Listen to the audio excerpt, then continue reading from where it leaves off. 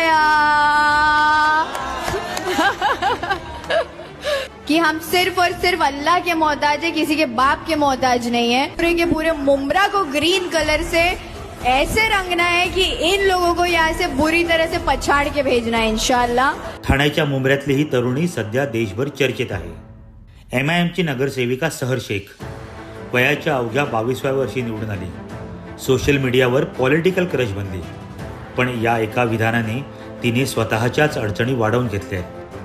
काय आहे हे संपूर्ण प्रकरण पाहूयात। मुंब्र्याच्या प्रभाग क्रमांक 30 मधून MIMच्या तिकिटावर सहर निवडून आली। विजय मोठा होता, पण जल्लोषाच्या भरात सहरने एक असं वक्तव्य केलं ज्याने राज्याच्या राजकारणात ठिणगी पडली। कारण सहर बोलली की तिला संपूर्ण मुंब्र्याला हिरवा करायचा आहे।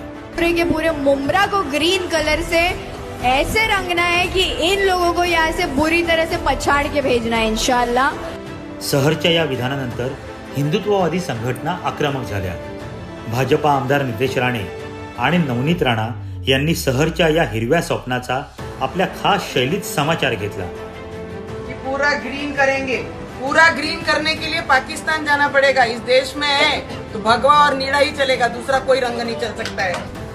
जे त्यांच्या पाकिस्तानच्या अब्बाला अजूनपर्यंत जमलं नाही, ते ह्या नवीन आलेल्या कोणी लोकप्रतिनिधींना काय जमणार। आमच्या या हिंदू राष्ट्राची प्रत्येक इंच जमीन ही हिंदूंचीच आहे, हिंदूंचीच राहणार आणि हे हिरवे करणारे कधी भगवे होऊन जातील हे ह्यांनाही कळणार नाही। आणि म्हणून अशा पद्धतीचे आव्हान देण्यासाठी हे काय कोणाचं पाकिस्तान आणि इस्लामाबाद नाही।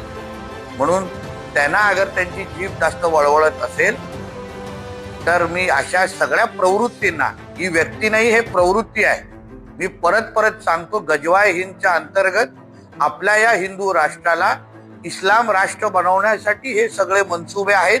म्हणून अशा पद्धतीचे वक्तव्य दिले जात आहेत। कधी बुरखेवालींना पंतप्रधान करायचं, कधी हिरवं करून टाकण्याचं, या सगळ्या जिहादच्या विरोधात लढणं हेच आमच्यासारख्या हिंदुत्ववादी कार्यकर्त्यांचं काम आहे। इतकंच नाही तर भाजपाचे फायर ब्रँड नेते किरीट सोमय्या थेट मुंब्रा पोलीस ठाण्यात पोहोचले आणि त्यांनी सहर विरोधात तक्रार केली। त्यांनी मालेगाव मधून सगळ्या हिंदूंना हाकललं। मानखुर्द मध्ये 100% मुस्लिम झाले। आता मुंब्रा मध्ये 80% मुस्लिम, 20% हिंदू आहेत। त्या 20% हिंदूंना धमकी दिली होती। आता त्यांनी माफी मागितली, पण अशी माफी आम्हाला मान्य नाही। सहरचे वडील युनिस शेख एकेकाळचे आमदार जितेंद्र आव्हाडांचे खंदे समर्थक, पण तिकीट कापलं गेलं आणि शेख यांनी बंडाचा झेंडा पुकारला। मुलीला MIM कडून रिंगणात उतरवलं।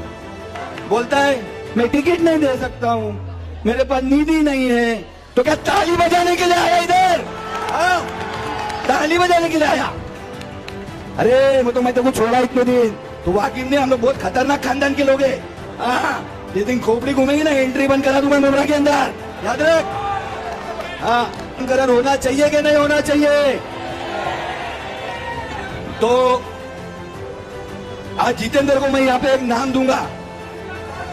मैं तेरा 23 साल पुराना दोस्त हूं और ये नाम तेरे मरने के बाद मशान घाट तक तेरे साथ जाएगा।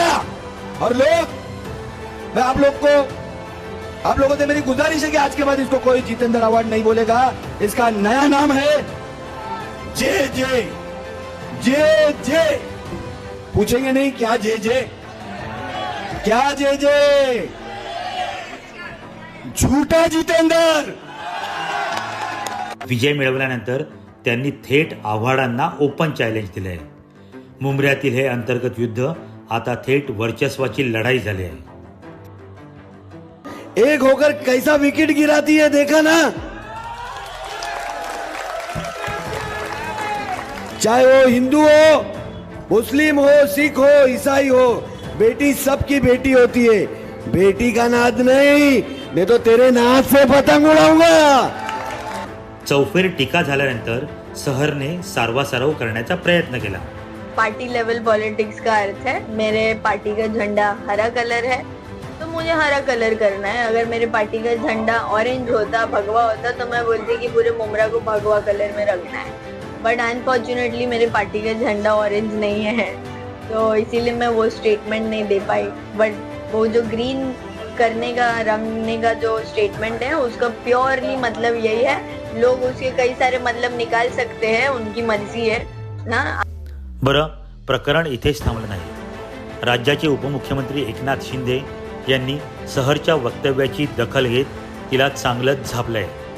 ठाणे जिल्हा हा भगवा आहे आणि ठाणे मुंब्रा हा ठाणे जिल्ह्यातच येतो.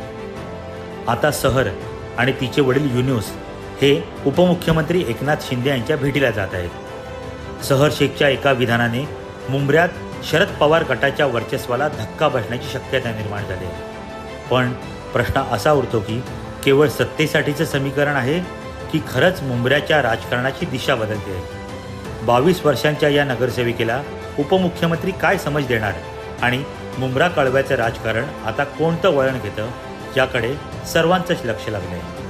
तुम्ही पाहत राहा वन किंगमेकर. आमच्या चॅनलला लाईक करा, शेअर करा, सबस्क्राईब करा.